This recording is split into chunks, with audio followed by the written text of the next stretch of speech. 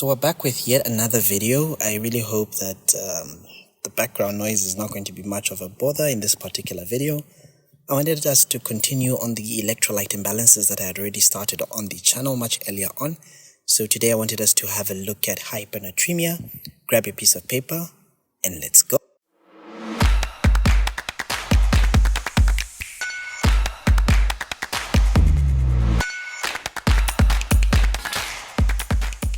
Hello and welcome to MK's Medical Review Series. My name is Dr. Moses Kazevu. This is a series on my YouTube channel where we look at medical topics in depth. Today we're going to be looking at hypernatremia. If you haven't yet subscribed to the channel, please hit the subscribe button, hit the bell notification icon so you can never miss on such amazing content every time I post. So remember that sodium actually comes from the Latin word natrium. That's why sodium has Na on the periodic table and not S. The sodium is going to be a major player in the extracellular fluid. Remember that most of the body water is going to be divided into an extracellular fluid and an intracellular fluid. The extracellular fluid has a lot of sodium. It has a concentration of about 135 to 145 millimoles per liter. And remember the rule of thumb that you learned from physiology: wherever sodium goes, water tends to follow. So it means that the regulation of sodium and the regulation of water are largely intertwined, and their concentrations generally tend to affect each other. Remember that the control of water and sodium is affected by certain hormones that are part of the renin-angiotensin-aldosterone system.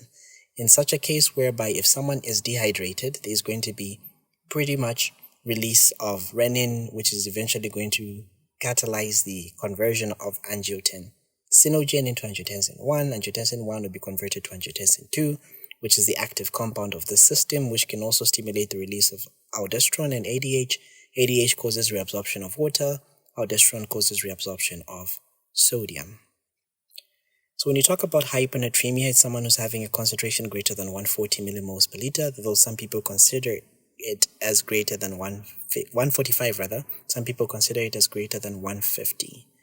So remember that because sodium and water tends to go hand in hand, it means that when someone has problems in their sodium content, often it's going to be reflecting the extracellular volume status as well. So it means that you should also consider what the volume status is of this particular patient.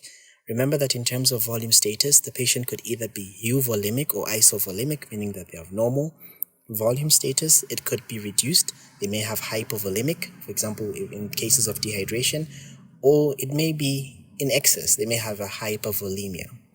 And remember that when we talk about the ECF volume, we don't mean the same thing as effective plasma concentration. In some cases, they may differ. For example, if you have a decrease in the effective plasma volume, then it may sometimes be associated with a decrease in the ECF volume as well. For example, if someone has diuretic therapy, meaning that even the fluid that is not in the bloodstream, the one that is trapped in the interstitium, is going to be lost as well. For example, if someone has a hemorrhagic shock. But in other cases, they may have actually an increase in the ECF volume, for example, when they have heart failure, and they may have a decrease in the plasma volume. So that fluid is not there. They may not necessarily be in the blood vessels, but may rather be mostly in other compartments of the extracellular volume, even in cases of hypoalbuminemia and even capillary leak syndrome. So it means when we think about hypernatremia, we should think about it in the sense whereby someone could have lost a lot of water and they could have lost some salt, but they have lost more water than the salt itself, more water than the sodium. We call that as hypovolemic hypernatremia. Then in hypovolemic hypernatremia, they have retained salt, they have retained water, but they have retained more salt than water. Then in isovolemic type of or euvolemic type of hypernatremia, generally they have lost water and they have lost salt. It's literally like not so common to see. Right, so here I want to explain some volume and sodium concentration relationship. So I'll draw some graphs here to explain what is going on. So you are going to be having two axes. So the x-axis is going to be the volume. The y-axis is going to be the concentration of sodium. So generally, you're going to have two compartments that are there, which have a certain volume and are going to have a certain concentration. You have the intracellular fluid, which is not so much, and you have the extracellular fluid, or rather the intracellular fluid, which is the fluid that is inside the cells rather, and the extracellular fluid, which is the fluid that is found inside the plasma, it's found inside the interstitial space. So you have the ICF and you have the ECF, and water can freely move between these two compartments, remember from your basic physiology. Now, in the case where someone has hypovolemic hypernatremia, remember that they are losing this extracellular fluid. They may have some diarrhea or may have some vomiting, some GI losses. So they are losing this fluid. So it means that their volume is going to be reduced. It will move the curve to the left of the side. And if the volume has been reduced, it means that even now, remember that they are losing more water than they are losing the sodium. So it means that it's like there's a lot of sodium that remains behind in the bloodstream. So this tends to increase the concentration of sodium in the ECF. And remember that once the concentration of sodium in the ECF has increased, this will now cause water to shift from the intracellular fluid to the extracellular fluid compartment. So it means even the volume inside the intracellular fluid will shrink. So it means that the volume in the intracellular fluid will shrink, the volume in the extracellular fluid will shrink, but both compartments will have higher concentrations of sodium. So we call this as hypovolemic hypernatremia. Then in hypovolemic hypernatremia, we have the same graphs, the x-axis representing the volume, the y-axis representing the concentration. We have our extracellular fluid and our intracellular fluid compartments. Now here, this person is retaining water. They are also retaining sodium, but they are retaining more sodium than they are with the water. So the volume in the extracellular fluid is going to increase. So it's going to shift the graph to the right of the initial graph. And the fact that you're now retaining more salt than the water, this will mean that the osmolarity inside the ECF will increase. So this will again cause water to shift from the ICF to the ECF. So meaning that even the volume in the ICF will reduce and the concentration of sodium is going to increase in the ICF as well. So it means it's going to result in an increase in this sodium concentration, a graph that will look like that. And lastly, you have the same thing happening in isovolemic hypernatremia, where you have the concentration versus the volume, and you have your ICF and your ECF. Remember here that now you have just lost a little bit, or you may be retaining just a little bit. The volume are just the same. This here is where they lose pure water. They lose water without any electrolytes. They lose pure water that is there, and it means that the concentration of sodium will have increased, but the total volume would have reduced or slightly close to normal.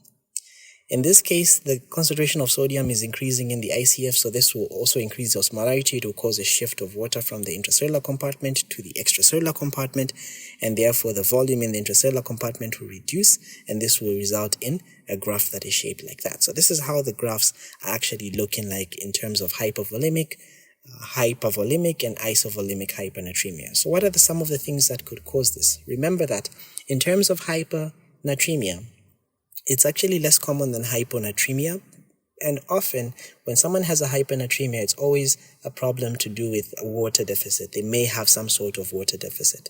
Because remember that hypernatremia is going to be causing an increase in the plasma osmolality, and this is going to be triggered by the thirst centers. So one of the major symptoms that we often see in hypernatremia is thirst in particular patients. So it will trigger your thirst mechanisms, and in some cases, some people may be insensitive to these cues of thirst, for example, in older individuals, or they may be too sick to actually get themselves water, or they may not have accessibility to water. So sometimes the severity of the underlying disorders is going to cause or impair the ability to drink the water, and it can actually even affect the osmolarity. And even in the background of the osmolarity, they can still have quite high mortality rates, especially in hospital when they develop hypernatremia.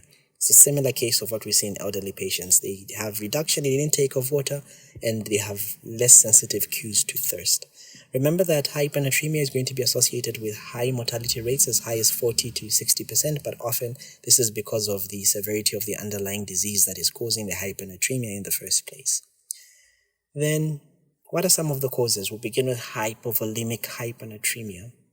Remember here they are losing both water and electrolytes, but they are losing more water than sodium. So it means that you have a lot of sodium remaining behind. So the causes could be divided as renal versus non-renal causes or extra-renal causes.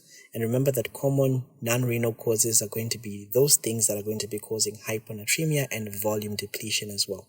So in as much as you can result in a hypovolemic hypernatremia, remember more commonly you're going to have a hypovolemic hyponatremia. So in terms of the extrarenal causes, they can cause both hyper and they can also cause hyponatremia. So you must be aware of that. And remember that your insensible losses can increase in the background of things like fever, exercise, heat exposure, severe burns, even mechanical ventilation. So some renal causes, anything that is going to be causing diuresis, osmotic diuresis, where you're losing more water than you are losing the electrolytes, than sodium. So for example, patients that have hyperglycemia and diabetes mellitus, remember you have all this glucose that is trapped in the renal tubule, pulling a lot of water, but sodium tends to remain because these patients have some sort of dehydration. And remember, with this dehydration, they're releasing the renin-angiotensin-aldosterone system. There's reabsorption of sodium, so there's a lot of accumulation of sodium in the bloodstream. Then similar thing is happening in osmotic diuretics. For example, those patients that have ICP that you're treating with mannitol, you create this hypertonic substance inside the lumen which pulls water through it, and this is happening in the distal nephron. Then sometimes even with loop diuretics, which will inhibit the reabsorption of sodium in the concentrating part of the nephron, and sometimes can increase the clearance of water. More water will be lost than the sodium. You may sometimes have it with urea. It also has a similar osmotic diuretic effect, even with glycerol. Sometimes some people can have intrinsic renal disease where they have inability to concentrate their urine. What's going to be quite characteristic of these patients that have renal type of hypovolemic hypernatremia is that they're going to have high levels of sodium inside their urine because they're excreting the sodium inside their urine. So generally, it's going to be greater than 10. Then for the non-renal causes, it could be GIT where they have excessive diarrhea, but with osmotic diarrhea. With secretory diarrhea, it's a bit different. You could have vomiting as well. You can have skin losses like excessive sweating and burns. You can have in elderly those that are incurring insensible losses. Here, because of the hypovolemia that is created and the renin-angiotensin-aldosterone system, there's a lot of retention of sodium, so their sodium urine concentration is less than 10. In terms of hypovolemic hyponatremia, remember that the diarrhea is going to be the most common cause in terms of the GIT causes, the extrarenal causes, and remember that osmotic diarrhea is going to be causing water loss as well as hypernatremia, in contrast to secretory diarrhea. Remember, in secretory diarrhea, you're losing stool that is isotonic, so it tends to cause hypovolemia with or without hyponatremia. Then in terms of treatment, these people have lost fluid, they've also lost sodium, or rather they have lost fluid or they have the volume contraction, and they also need to balance the sodium concentration. So it's much more important first to balance the volume rather than the sodium first. So in this case, it may seem paradoxical, as in they already have a high level of sodium. Why are we still giving normal saline, which has a lot of sodium? So this is meant to first correct the volume deficit first. Then you can administer the free water that you can now help balance out the sodium concentrations. In terms of hypovolemic hypernatremia, this is quite rare, but here they're retaining sodium and water, but they're retaining more sodium than water. Most of the causes tend to be non-renal. For example, you administer a lot of hypertonic saline, or you administer high concentrations of drugs that have sodium in them, for example, piperacillin. You can also administer sodium bicarbonate, 8.4%, especially after a cardiac arrest. It could be after total parenteral nutrition, or sometimes these mineralocorticoids that cause reabsorption of sodium. Someone could have a Cushing syndrome. They could have an adrenal tumor that is secreting deoxycorticosterone. You could sometimes have congenital adrenal hyperplasia that is often associated with 11-beta hydroxylase defect. Here the treatment is you want to give them some diuretics because they have some hypovolemia that is there. You want to get rid of that excess fluid, and then you can also give them the salt wasting diuretics. You also give them the free water. Then in terms of the euvolemic, here they are losing, it's a pure water deficit. So there's a slight decrease in the total body water, but it's almost near normal. But they're just losing water on its own. It's a quite rare thing to see, but we can see it in patients that have, for example, a type of diabetes that's known as diabetes insipidus. There are two types. There's diabetes insipidus, where they are not producing enough ADH, the arginine vasopressin, or they can have a nephrogenic type of diabetes insipidus, where they are producing ADH, but their kidneys are not responding to ADH. Sometimes it could be non-renal causes like tachypnea or excessive sweating, though this is much more common with the late stages of what we talked about earlier on in terms of hypovolemic hypernatremia, because sweat on its own has some sort of sodium chloride. Then it could be sometimes with fever, and sometimes it could be other things like them being unable to access water. They have primary hypodipsia, sometimes a reset osmostat. In some cases where they have primary or essential hypernatremia, where they have primary hypodipsia, it's very common in children, especially those that have a structural midline brain abnormality. Maybe they could be having a congenital defect or an acquired condition. It can also be seen in chronically ill older patients. So they have this impaired thirst mechanism. Maybe there is a damage to the thirst center. So even the altered osmotic triggers for the ADH release is sometimes another cause that may result in the euvolemic hypernatremia, and sometimes even some lesions can affect, trauma can affect these thirst centers. Generally, the non-osmotic release of vasopressin remains intact, especially in these patients that have euvolemic hypernatremia. Treatment here is to give them free water replacement. In the elderly, remember that they are much more prone to actually suffering from hypernatremia, because older people generally, they depend on others to obtain water. They have this impaired mechanism of thirst. They have inability to actually concentrate their urine, because they may be receiving diuretics, they may have impaired vasopressin release, or they may have nephron loss because of aging or sometimes some renal disease. Then they may have impaired angiotensin II production as well, which may contribute to the impaired thirst mechanisms. What are some of the clinical features? They are largely non-specific, but thirst is generally one of the major symptoms.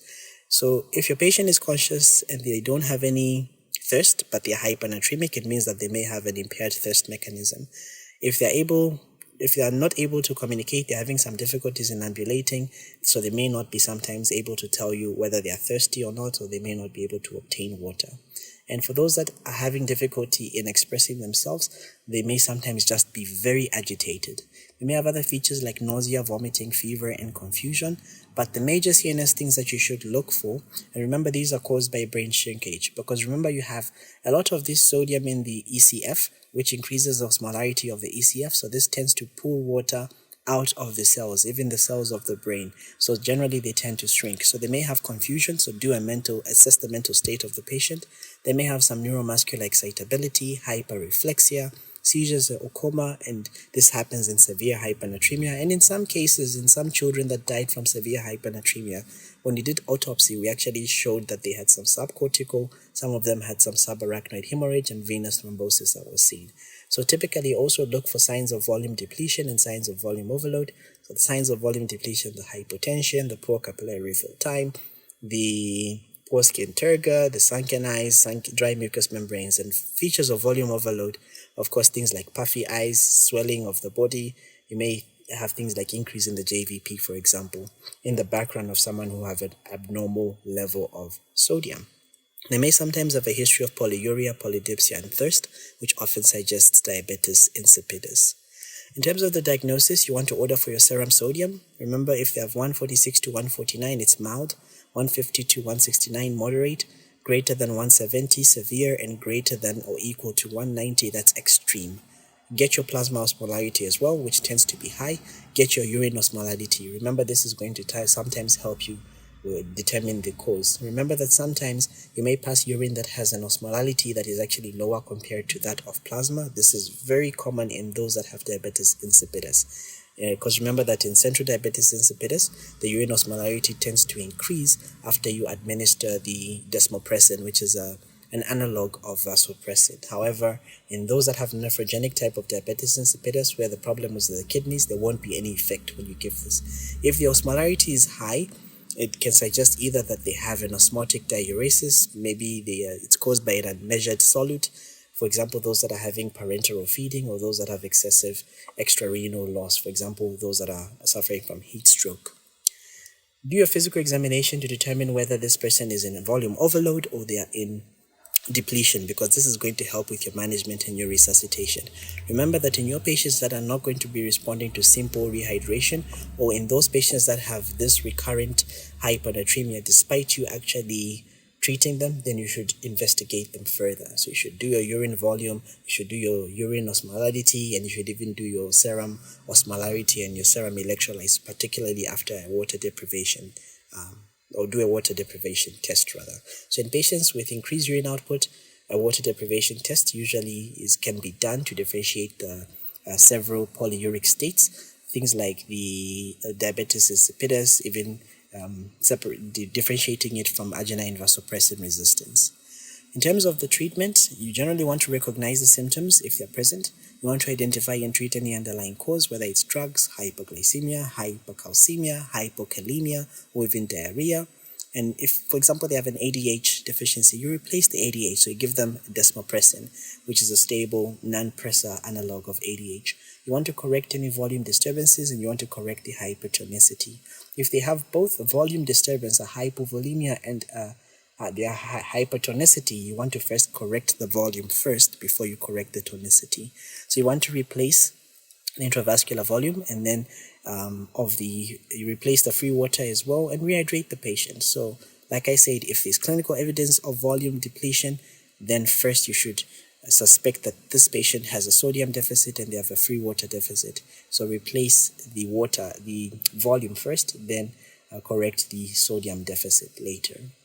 Then in terms of the duration, it's very important to know how this hypernatremia actually came about, because it's going to help you with your management. You can divide it into two groups, those that are acute and those that are chronic.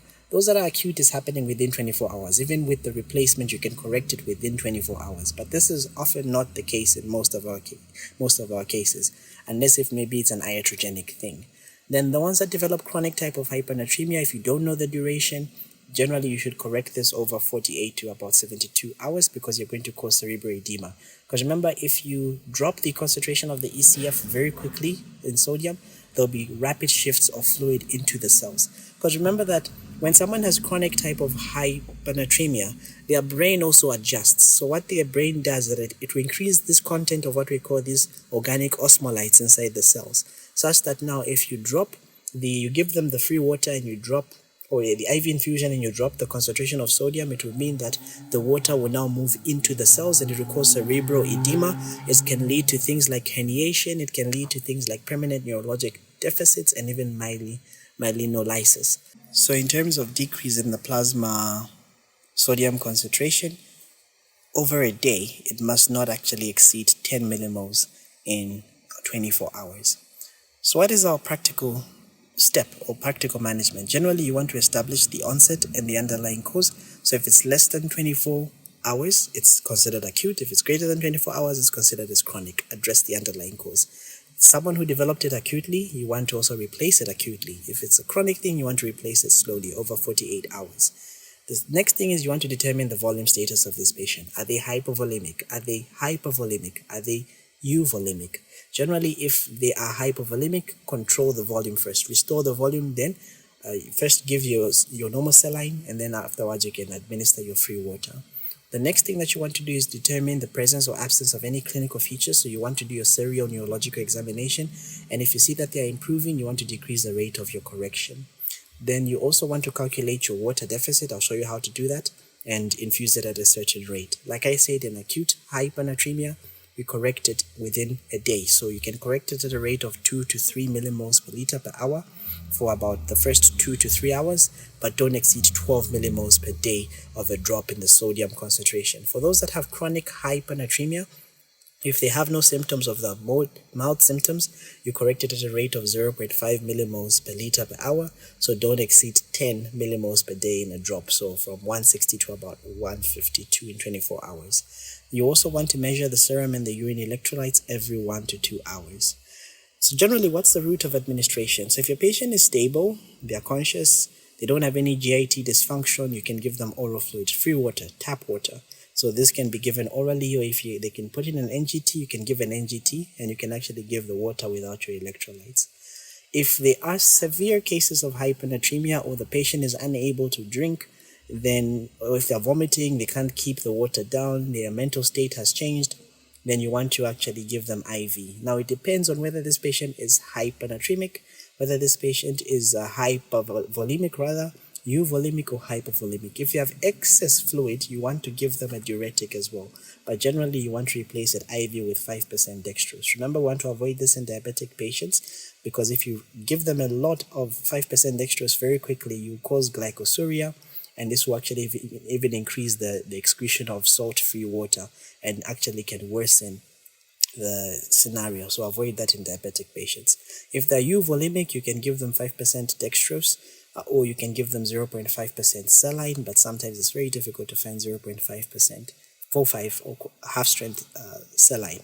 Then if they're hypovolemic, you want to first replace the fluid first. So you may actually give them normal saline first. And in cases where they are in non-ketotic hyper or smaller hyperglycemic coma, you may actually prefer 0.45% as compared to normal saline as compared to 5% dextrose. Alternatively, if they have severe acidosis, a pH less than 7.1, then generally you may consider adding bicarbonate, sodium bicarbonate, to the 5% dextrose water or the half-strength saline, and make sure that the final concentration comes out to a hypotonic solution. Remember that the normal saline should only be used when your sodium concentration is greater than 170, very high. Now, what's our correction process? You first want to establish how much total body water this person has. Remember, which is the percentage multiplied by their weight. Children have 60% total body water, so 0.6 multiplied by their weight. In the men who are non-elderly, 0.6. In women that are non-elderly, 0.5. Those that are elderly men, 0.5. Those that are elderly women, 0.45. So that's the first step. You calculate what is their total body water. Then you calculate their water deficit. You say the concentration of sodium, where you want them to go, divided by 140. So sodium concentration, I'll give you an example that you should work out. The sodium concentration that you measure minus 140 divided by 140, then the answer you multiply it by the total body water that you got. That's the free water deficit, and you replace that over 48 hours. But remember, you should be adjusting the rate depending on what you're going to be getting with your repeats of your serum electrolytes. So you should also account for some insensible losses for those patients that have fever and those that are ventilated. So 10 mils per kg, so 10 multiplied by their body weight to account for the insensible losses. You should also calculate the urinary electrolyte free water clearance, especially for those that have diabetes insipidus. So we calculate this by saying the volume of the urine multiplied by 1 minus the concentration of sodium in the urine plus the concentration of potassium in the urine divided by the concentration of sodium in the plasma. This is what we call the free water clearance. So generally, we should use this also to replace how much water they are losing, and you must replace it as well, add it to the regimen that you are calculated. So your correction is going to be equal to the water deficit plus the ongoing losses. You replace this over 48 to 72 hours. The drop in the concentration of sodium must not be greater than 10 millimoles in a day. So generally, in some cases, when it's very high, the sodium concentration above 160, you may take longer than 48 hours to actually correct. So the rare exception is if your patient had acute hypernatremia, you can correct it quite quickly. So remember that your history, your blood pressure, your clinical volume status is going to be quite important, especially in the initial treatment with the hypotonic saline, either quarter strength or half strength. And remember, normal saline is usually inappropriate unless if they have severe hypernatremia, where their concentration is greater than 170 millimoles per liter, or if you have severe hypovolemia. So here's an example that I want you to work out. Pause the screen before I work it out for you. So you have an 80-year-old man that's brought into the ED, obtunded with dry mucous membranes. He has fever, tachypnea, and a BP of 134/75. His serum sodium is 165, and his weight is 70 kg. So the man is found to have hypernatremia due to insensible losses. Calculate the free water deficit. Pause the video, scream your answer, write it down somewhere.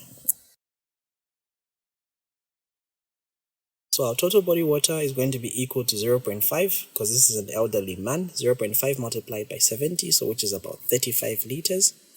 Then our free water deficit, the concentration, which is 160 minus 140 divided by 140, multiply the answer by 35, we get about 6.25 liters. Remember, this must be corrected over 48 to 72 hours.